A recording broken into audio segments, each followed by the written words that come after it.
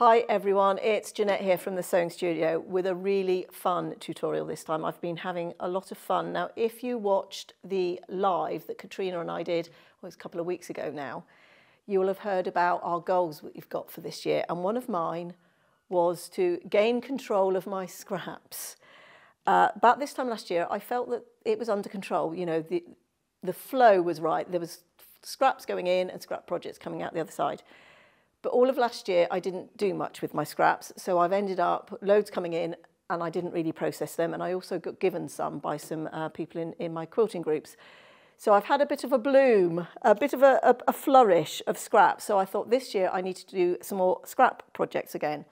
So as a result, I bought myself for Christmas the Creative Grids Pineapple Trim Tool. And I've been making some scrappy blocks with it and having lots and lots of fun. I will pass on my wisdom because there were a couple of mistakes I made this along the way, but actually the instructions were really straightforward. This was really simple to use. As always, I started with a test block, and then once I did a test block, I was making sort of 2 or 3 blocks at a time. So I've got those here to show you today. So let's just have a quick look at this trim tool first of all. I'm just going to put it down under the close-up. Now on the trim tool, you've got 3 different sizes of block. You've got 6-inch, 8-inch and 10-inch blocks. So my first decision was which size to make, and I decided to go for the middle size, so 8-inch. I thought that would be a nice, smallish block that I could have lots of interest, but at the same time not so small that I'd have to do loads to make a decent size quilt. So that's what we're going to do today. Now the instructions, they come with the instructions, and as I said, they were very clear, and I'm not one for written instructions very much. I'm very visual.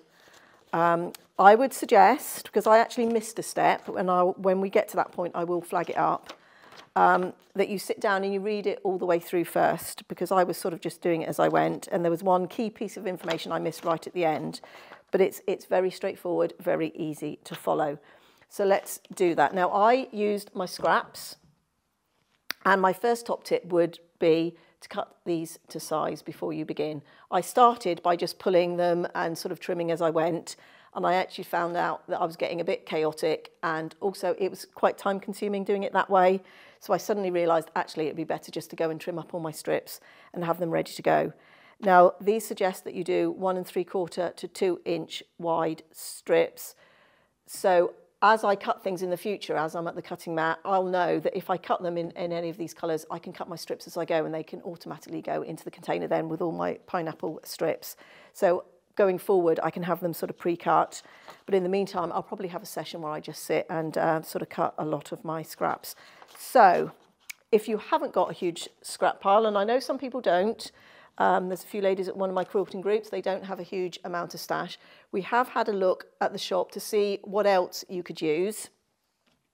And we've got some ideas here. Now, you could use a jelly roll, and we've picked this really sort of, I don't know if they call this a mini jelly roll or something. It's 2.5-inch strips, basically. And I think they call it a junior jelly roll, don't they, the smaller ones. And this would be a really nice patriotic one in red, white and blues. So we picked that one. Now you would have a little bit of waste of that because like I say, they've said 1 3/4 to 2 inches. So you would have to take a little bit off of each of those strips. But actually if you've got a nice fabric like this and wanted to do something like that, that would be an ideal place to start. So this one is Old Glory, and it's basic grey, and it's grunge. They're all strips of grunge. And what I really like about these is you've got the different depths of tone of the reds, which is what I try to aim for when I'm doing scrappy. So I just bring that one back in. You can see I've got some lights and I've got some darks. So it adds a lot of depth and interest when you do that. So that would be a really good choice for that. Now the other basic grey grunge we had a look at, and another one you could do, and I did toy with the idea of doing sort of a single colour or possibly a 2-colour quilt, is you could choose sort of a colour theme, if you like, and just stick with those. So in this one, we've got these lovely deep reds going right through to the light pinks. So that, once again, you would get those different gradients, those different shades in there. Now, I've chosen to keep my colours in sections, but you could just scrap it up. It's entirely up to you, but that would look good in either of those, actually, kept together in colour groups or scrappy. And that's just a little fat quarter bundle. All of these, like I say, we've picked off the shop floor, so we sell them here. And if you can't find a colour you like already pre-bundled, we do all the grunge on the bolt, so you can sort of select your own fat quarters to do that one with. So that's a really good option as well. But we actually think it would be really good with 10-inch squares, and we've picked this one would be a nice colourful quilt. And this is a Ruby Star Society Birthday, it's called, by Sarah Watts. And it's got some really nice colours in there, which would look really nice in a pineapple quilt. And you've even got some of these lights that you could use as some of the background. And I'll talk a little bit more about the background in a minute. So the other layer cake we could use is this lovely one by Sherry and Chelsea called Emma. And I don't know if we didn't pick this for something else as a possibility. It might have been the Jacob's Ladder. I was a bit inspired by the Jacob's Ladder setting for this one, but it's got all those nice primary colours in there with the yellows and the blues and the reds. And once again, you could use some of those lights in the light sections of the background there as well. But to be honest, I'd probably save them for something else and just get a sort of a plain neutral. And then the final layer cake we picked out was this one called Songbook, and it's absolutely lovely. Fancy that design house. So let's put that under the close-up. Now these are a lot darker, so this would be a much richer coloured quilt. But once again, it's got those sort of four colour themes that you could use for the different sections, or as I said, you can scrap it up. So there's some just some suggestions, just some ideas. Like I say, if you haven't got a huge amount of scraps to do this with, these are certainly some of the fabrics that would work well for this pattern. So let's have a look at how this block is made. Now, each of them start with a 2.5-inch square. Now, I chose for mine to use black. I was trying to visualise what it would look like with a different colour there in the centre, and I felt it needed a really strong contrast. And I decided to make all my central squares black. They're going to be different blacks. If I just bring this one in, you can see I've used a different fabric there that's got a bit of a print on it, whereas that's a solid black. But the whole idea is all those centres are going to be black because that's going to bring some uniformity to the quilt. So that sort of really helps sometimes when you're doing scrappy, because scrappy can be quite difficult. The other top tip I'll give when using scraps is working these colour themes. If you find it difficult to mix and match and blend them together, you can just choose a colour range and just work in that, and that simplifies it quite a lot. So let's grab our centre square. So I've got some bits here ready to go for my first round, and let's grab the ruler. Now this is a little bit like assembling a log cabin, but you don't have to worry quite so much about the order. You can sort of add the strips in any sort of order.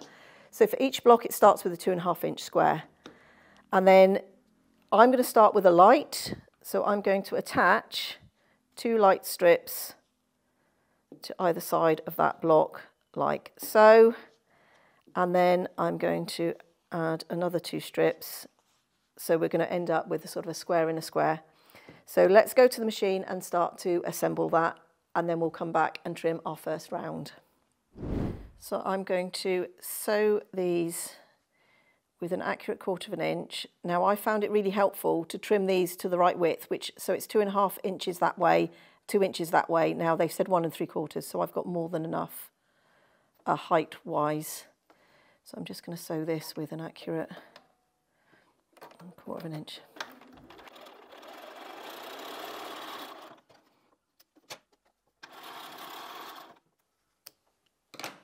And then we're going to finger press away from that centre square each time. Now you'll see as I'm adding these other bits of fabric that I'm actually using these are all just neutrals from my scraps as well. So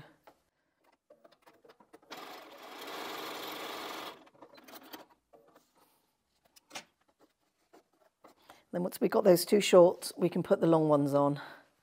Now I don't worry so much about, I'm just going to check which way up that goes, that way. Because I'll have a bit of fabric here. I tend to start just slightly off because we're going to trim all of this up in a minute.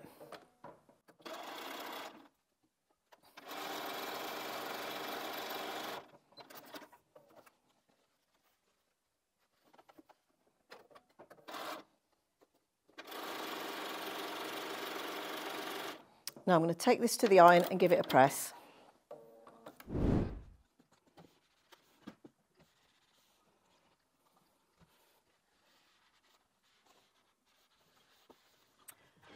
Now we're ready for our first trim. Now if we have a look at the ruler, centering square round 1. So the first one we're going to do uses this white square here.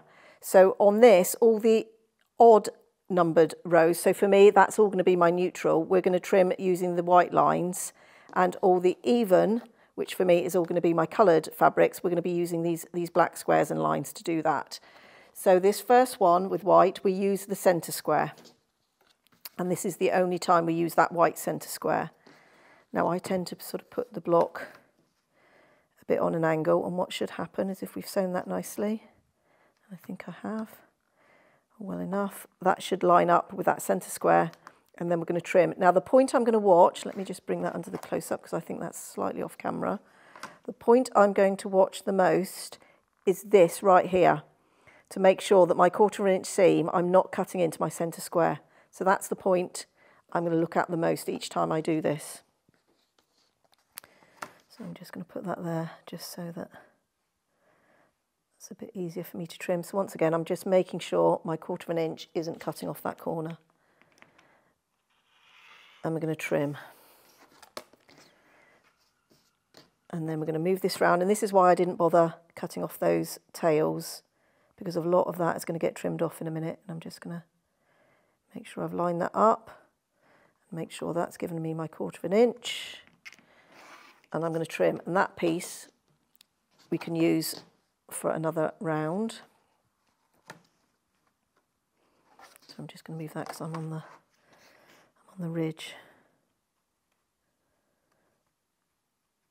So I'm looking for my 1/4 inch.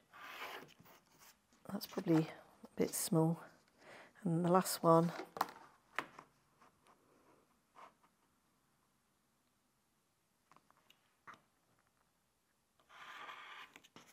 and that will also be used for another round. So that's our first square all done.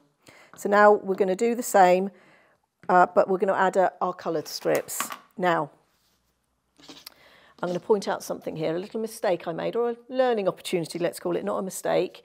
Now, it's not going to matter for me because I'm just going to do a scrappy layout, but let me just bring these blocks in. I've started to make some other blocks, and you can see on most of these blocks, I went red, green, yellow, blue.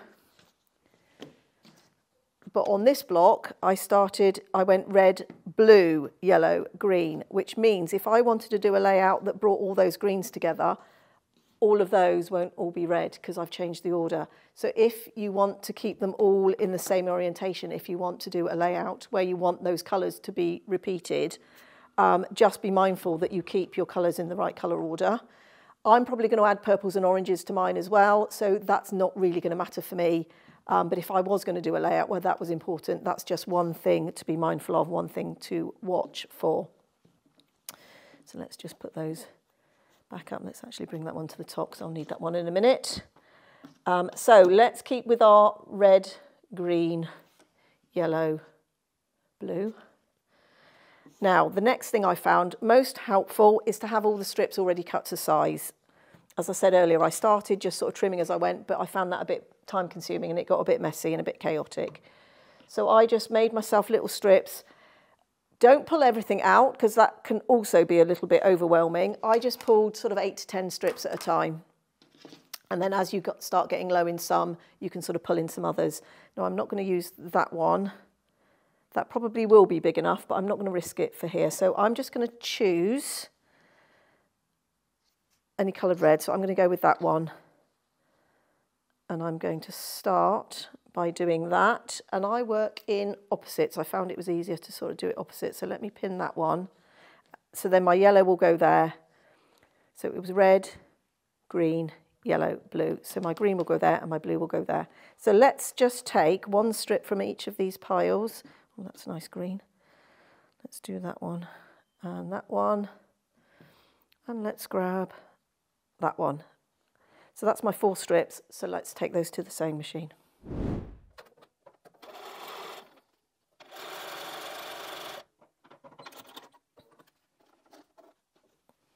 So we've got this one with little doggy bones, look. Oh. Now all you have to make sure is you've got one straight edge. Now I've got a couple of loose threads there, and I'm just going to trim off. So it doesn't matter what's happening down here, just as long as you've got one straight edge to attach.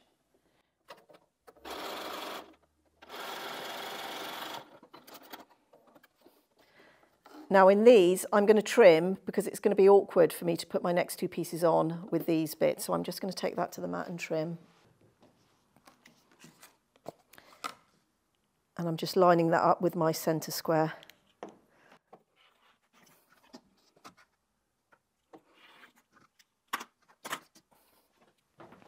So my green needs to go here. No, actually that piece isn't long enough.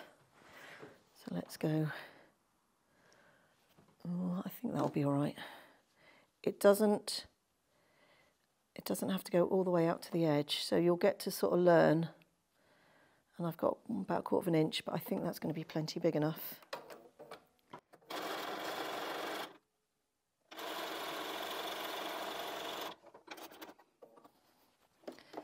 And once again, I'm going to fold that, press that away from that centre square. So it's a little bit like the log cabin where we're always working away from the centre. And then my blue is going to go over here.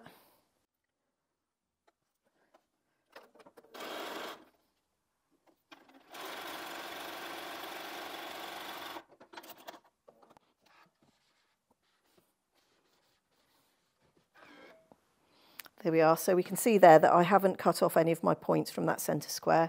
So we're now going to trim round 2. So if we have a look at the ruler, or the trim tool, it's not a ruler, it doesn't measure anything. There we are, round 2 is here. So once we do the colours, we're going to be centering these squares. And for this 8-inch block, you go up to round 6. So I found it was easier if you place that block on point. So I'm going to do it over here because I need a little bit of room. And also if, where it says the round 2, if I had that on the right-hand side, and then what you're going to do is centre up, let me just actually do it under the close-up, centre up that centre square as best you can, and then these 2 white dotted lines should be following the seams of these bits you've added, and then we're going to trim 2 sides there and there. So let's just do that, make sure I'm happy there, and I am, and this white line should be going through the centre of that block, centre block. So we're going to trim, and this is why I didn't worry that these fabrics didn't come all the way out to the end.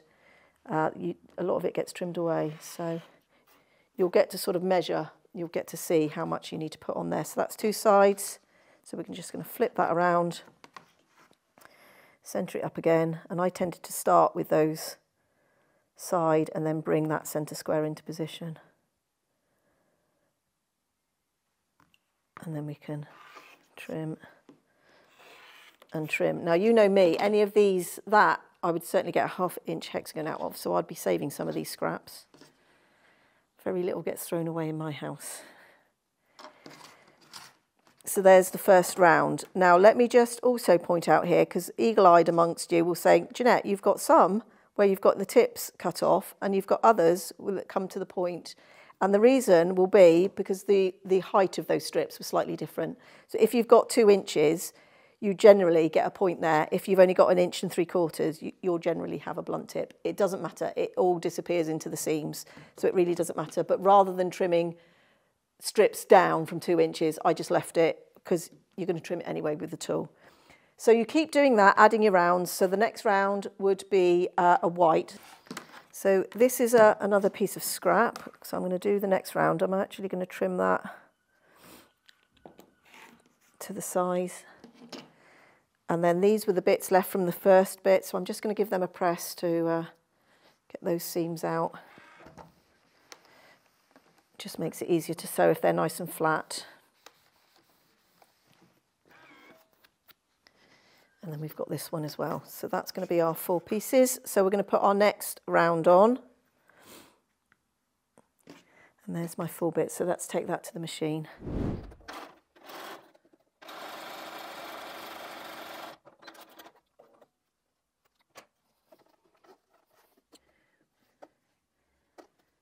Now you only need to make sure you cover from there to there. You don't have to go all the way out to the block because it's going to get trimmed off.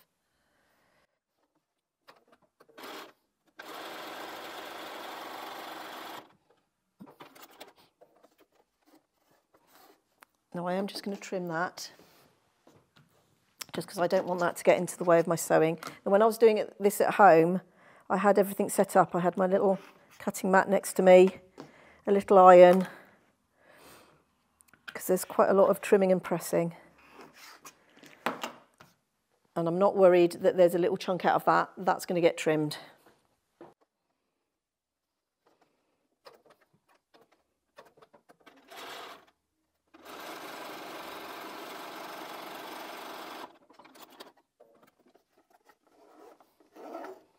Now, if you've got the clover or any other sort of pressing, I like this little clover one. You can just put a little clover seam presser. That really helps to keep the seam and cut down on the amount of trips you have to make to your ironing board.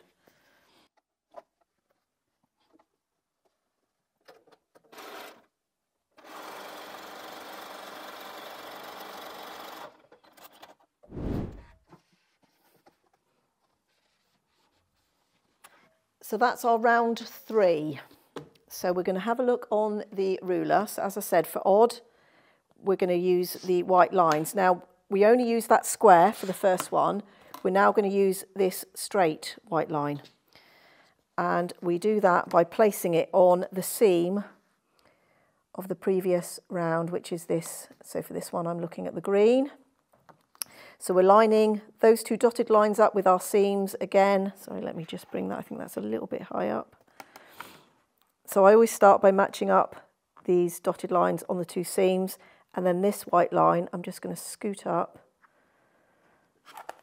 Let's just bring it down again. I don't know how well you can see that. So we've got the 2 seams and then this seam line here, and then I'm going to trim. And you'll see I'm taking off a little bit of the top of that green. So that's what that block looks like. And then we're going to turn it round. And it might be easier to see on the wide angle actually, rather than trying to get it all in under the close-up. So I'm lining up my 2 dotted lines with the edges of that first round, and then this straight line, I'm just going to pull it back so that it just sits on top of that seam. And then I'm going to trim and turn it round. Exactly the same again.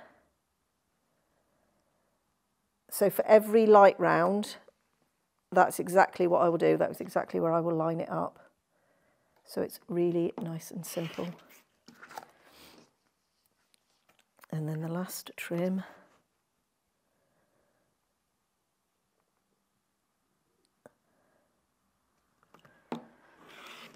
And we'll trim it there. So then that's the next round.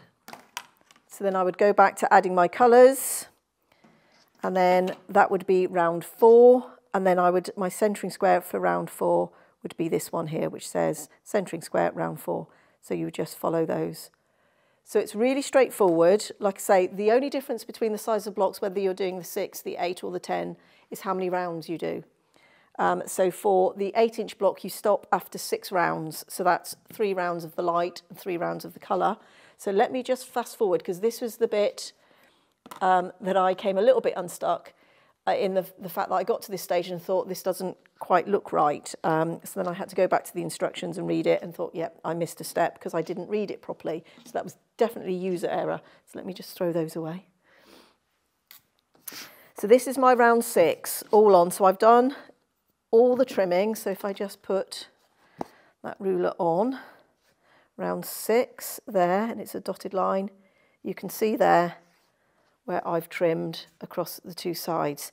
But you end up with these really thick pieces here, because then I leapt a step ahead and started sewing on what they call their ears, the bunny ears, I think they call them, or dog ears, let me just see, rabbit ears they call them, which are like the big strips to finish off your block to actually make it into a square. And I sewed them on, and I thought this doesn't look right, because you're going to end up with a tiny little piece of that rabbit ear, as they call it.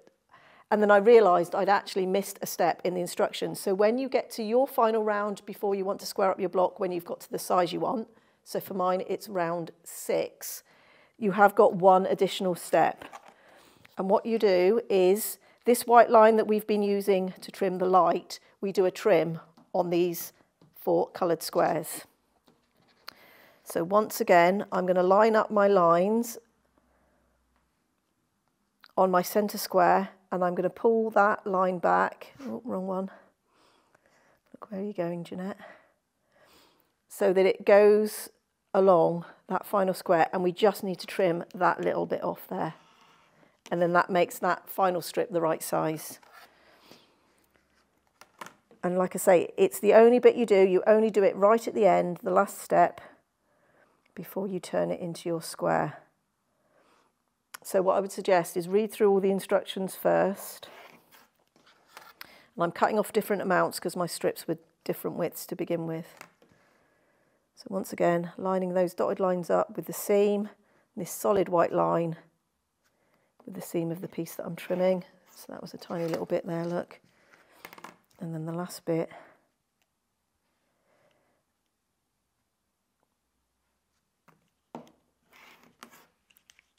So that's made those pieces the right size to add the rabbit ears. So the rabbit ears, you use 2.5-inch pieces, and they are here somewhere. Ah, there we are, I've hidden them. And this is the other reason why I got organised and put everything, trimmed it all, because I kept losing bits all over the place. So 2.5 by 4 inches is the recommended size. So these go on here like so. So I'm going to take those to the machine and add those to each of these corner pieces. And I just centre them up by eye. You could sort of fold it, but they've actually given you plenty of room on this. So let me just pin these. I'll pin that one in place actually. Which I might pin them all while I'm here. Let's go crazy, pin them all.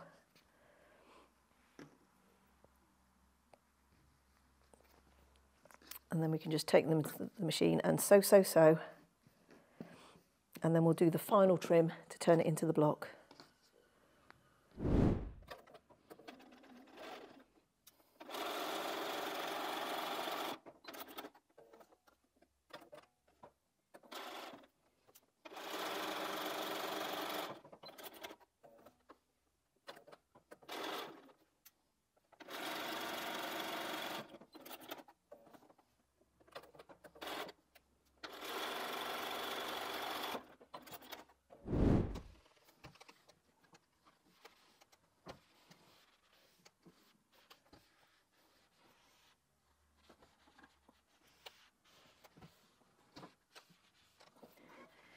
So that's what it looks like. So you can see these 4 bits. So we're just going to come and do the final trim. Now for me, that is the round 6 again, but I'm doing exactly the same. So round 6 goes over that centre square, and those 2 dashed lines go along the seam of that centre square. But now I'm just going to trim 2 sides. And then 180, and then 2 more sides.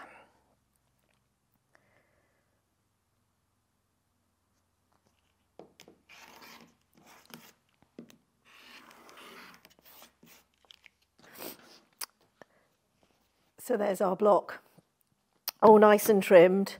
So let's just have a little look at how we can lay these out. Now, I've already said I've sewn one in a different order, but like I say, for my layout, it's not going to matter. But if I wanted to do a specific layout, or I wanted all the colours to be in the same position, it would have been an issue.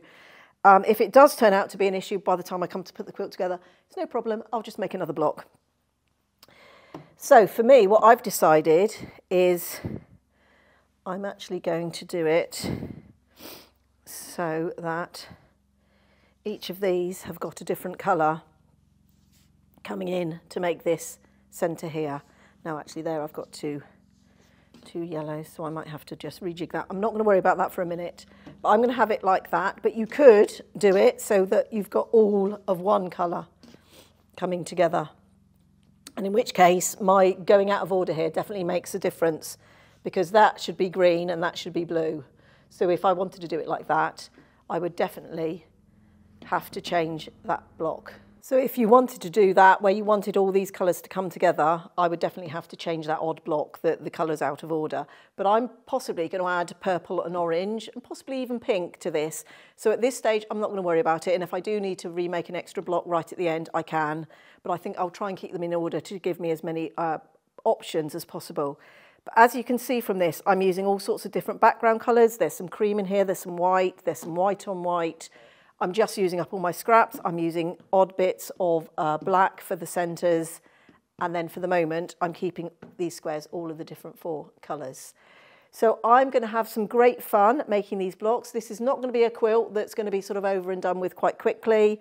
I was thinking this is probably going to be one of those that I can just have going on in the background and hopefully each month sit down and just do 2 or 3 blocks or whatever until I feel like I've got enough blocks made. And as I said, as I'm cutting things, if I have an odd strip left that I can use for this, I'm going to trim it to size and put it into the basket where I'm keeping all of these. If you don't have scraps, as I've said, there's plenty of other fabrics that would work with this to get a nice lot of variety. But I'm really loving working with these blocks. I'm loving that trim tool. I'm so glad I bought it for myself as a Christmas present. It's going to be invaluable actually to get my scraps back under control again. So I hope you'll give this block a go. Even if it's not with your scraps, I do hope you'll give it a try. It's a lot of fun, and once you get into it, it actually goes quite quickly. So thank you for that. If you've enjoyed watching this, please do like, comment, share and subscribe, all of those good things. Thank you for joining me here today, and I hope you'll join me here again next time in the sewing studio.